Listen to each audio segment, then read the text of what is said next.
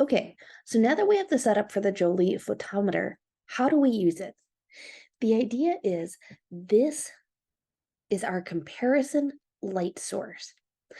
This will change from 1 bulb to 2 bulb to 3 bulb to 4, so that what we're really measuring is at what distance does the light intensity change.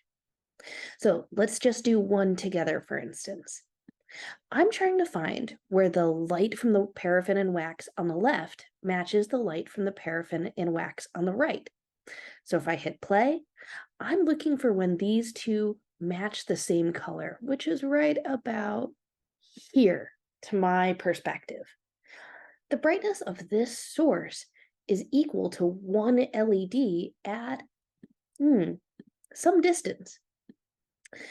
What I'm going to do is I'm going to set up our meter stick right here. I'm going to line it up with the 70 centimeters so that's even.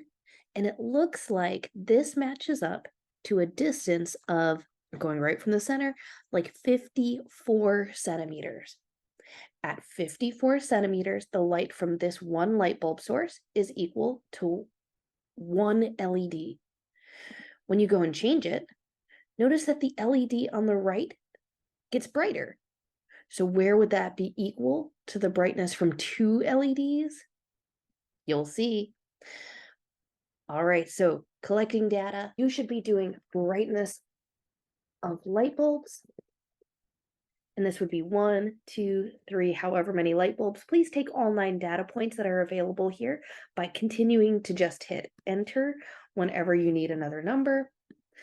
Brightness of light bulbs, the variable symbol is I for intensity or brightness, versus radial distance, symbol R in centimeters. Great. All right, guys, best of luck.